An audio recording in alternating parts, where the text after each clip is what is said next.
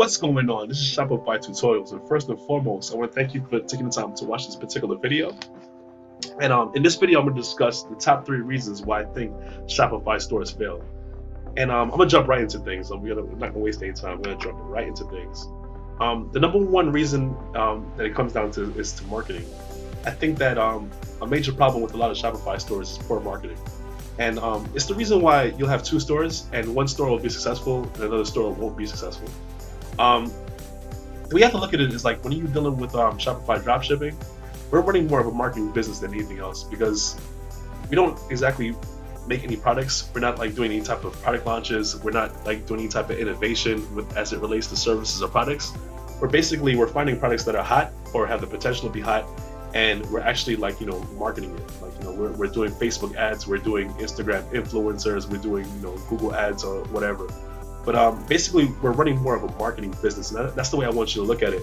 So it's very, very essential that you're on top of the marketing, and that comprises of a few things. It comprises with a branding failure, excuse me.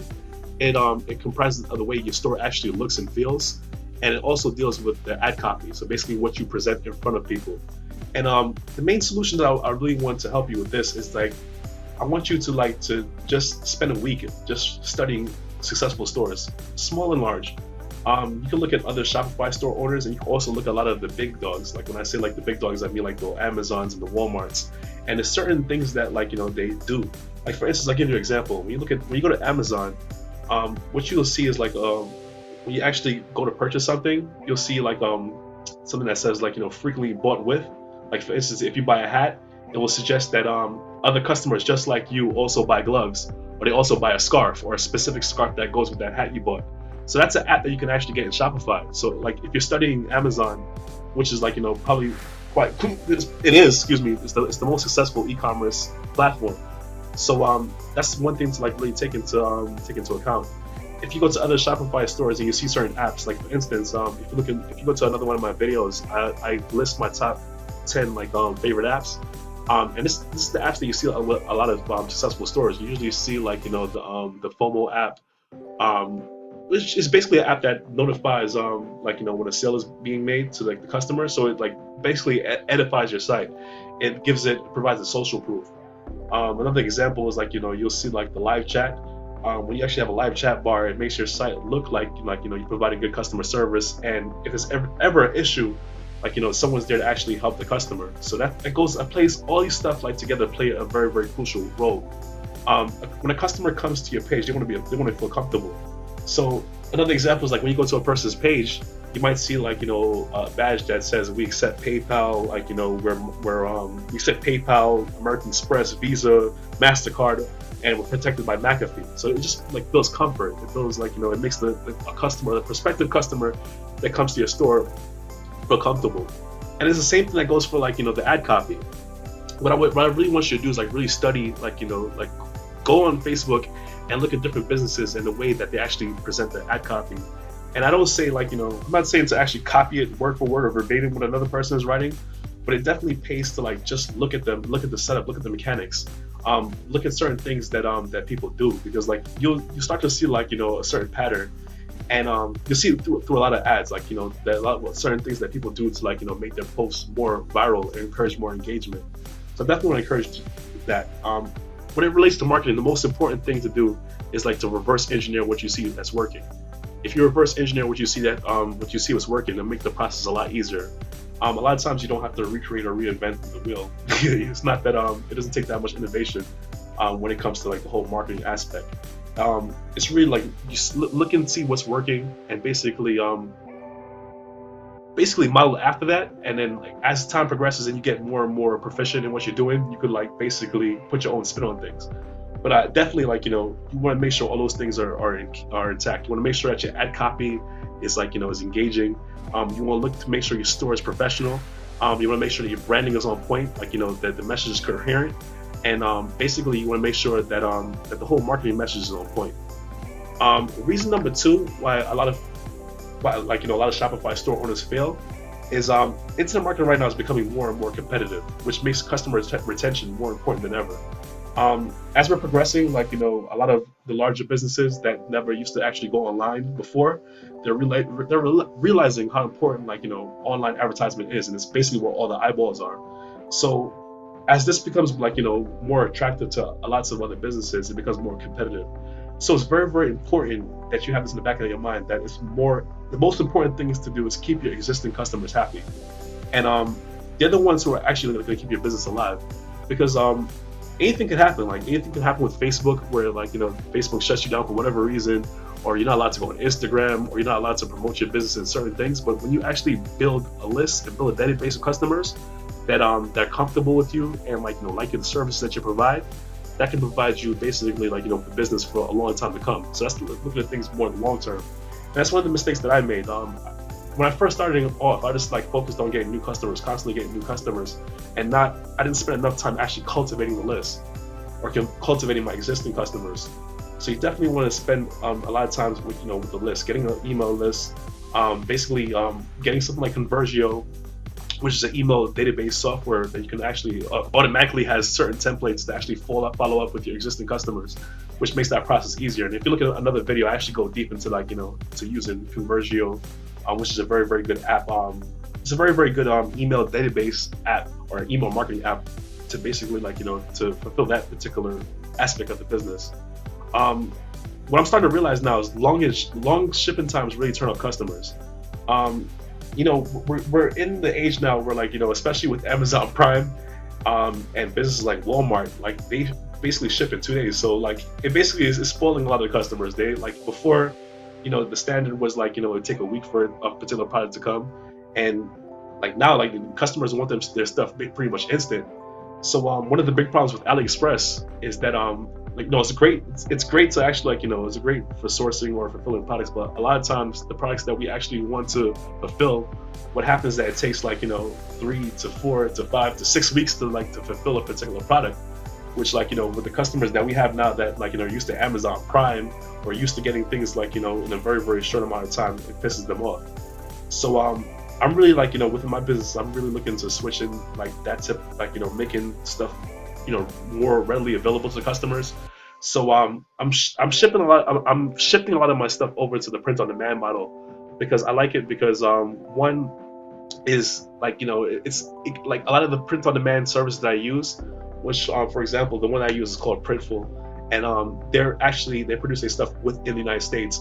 So I can definitely get, like, things in front of my customers faster, which, like, will make them more happy rather than waiting 4 to 6 weeks to receive a product.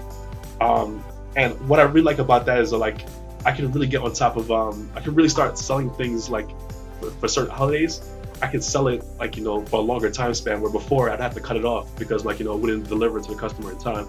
So, for example, Valentine's Day is coming up, and I can sell right up until the week before Valentine's Day, and I'll still be good, because, like, a lot of the stuff are delivered within the United States.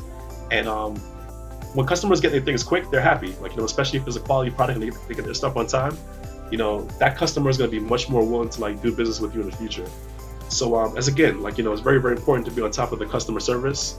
And lack of transparency is very, very important. Like, when you're doing your product description, you want to be very, very clear on what that customer is getting. For instance, I'm gonna give you a good example. If you're selling a leather jacket, right, and or if you're selling a faux leather jacket rather, and it's not real leather, and you don't indicate that to the customer, like, within the product description, when they get their jacket and they see it's not real leather, they're gonna be very, very upset. Like, so you have to be very, very descriptive on, like, what's being sold, the shipping times, the product, and exactly what the customer is getting, the best of your ability. Of course, there's going to be those customers that are going to give you a hard time regardless. Like, you can say exactly what they're getting and everything, and they'll still be upset with you, because, like, they're just difficult people to deal with. But in general, like, if you're very transparent about shipping times, like, the materials and exactly what the customer is getting, like, you'll have a much better customer retention rate. Okay. So we're gonna go through the last reason, and I actually have another reason after that too. But but this is the last, like, of the main 3 reasons. What I want to say, especially for when somebody's first starting off, I want to say, don't go into products that are not currently trending. As you become more advanced, and like, you have more, like, money and more resources to actually burn, what I would say is, like, you can, like, experiment with things not trending. But when you're starting off, and, like, you're not really sure, like, what to go into first, I would definitely encourage to go into products that are trending. And I actually have another video. If you look back in the videos that I have, I talk about it explicitly, like how to find products that are trending. And just to recap, I usually use Google Trends, or I look at the Facebook trends to find out what's hot. And I want to highlight that you find out what's trending now, because I'm gonna give you an example. Like, let's say you find fidget spinners, and you look in AliExpress and you see it has 10,000 orders. Okay, that's great. It has 10,000 orders, but the problem with fidget spinners is that it's not hot right now. It's not trending now. It was trending last year. It was trending during around March or April last year. So just because it has 10,000 orders in AliExpress doesn't mean it's going to sell now. So you want to be very, very clear on what's trending right now. And as I said, I have another video that you want to check out where I go into how to find out trending products. I go into more detail about that. But I'd also say don't experiment with new type of products in a specific niche. And what I mean by that is I want you to find specific niches that are going to most likely be hot. I wouldn't say experiment too much outside the realm of what's currently being promoted. I'd say definitely you want to stay laser focused on certain niches that are working. And in another video, I talk about what are my top 3 niches. So you're gonna want to watch that video. But basically, I talk about the baby toddler niche, home and garden, and cooking. But I described in another video exactly why I think those niches are very, very powerful. And number 3 is not keeping up with the news events. Definitely want to keep up with news events, what's going on. You want to keep up with articles, blogs, Facebook trends, Google trends. You want to be on top of what's going on now. And in this business, you really have to know what's going on. I'm a person, I don't necessarily like to go on Facebook to look at what's gossip stuff like that. But it's very, very important when you're running this business to be on top of exactly what's going on. You want to know what Kim Kardashian is wearing. You want to know what Kendall Jenner or whatever what they're wearing, because a lot of times what they're wearing, you can find those products on AliExpress, or you can find T-shirts what they're wearing and reproduce those T-shirts and sell them. So you want to definitely be on top of that. And I actually made a mistake. For instance, in the summer, we had the lunar or solar eclipse, and it kept on reoccur. I kept on seeing it in Google Trends, and I saw it on Facebook Trends for 2 weeks before the actual solar lunar eclipse. And if I was smart, I would have put 2 and 2 together and say, oh, okay, this is a solar lunar eclipse. I can actually sell sun or moon products. You know what I mean? I could have sold the glasses. I could have sold T-shirts. I could have sold I survived the lunar eclipse 2017 T-shirts. But I didn't put 2 and 2 together. So that's one thing you definitely want to be on top of all the trends. Don't be lazy with that. Always look at the news and what's going on, what people are wearing, what people are talking about. You want to keep up with that, because there's a lot of opportunity and things like that that's going on. So I definitely hope you find that successful. I mean, you find that helpful. But the last thing I want to leave you with is this is the biggest thing. It's not to be a quitter. I want you to be persistent. A lot of times, when you actually go about doing anything worthwhile, there's going to be a lot of times a lot of adverse situations. You might run 10 ads and all 10 of them flop. You might not get the traffic to a certain link. There's tons of problems that could happen when you're first starting off. It's not going to be easy. It's going to be an uphill battle.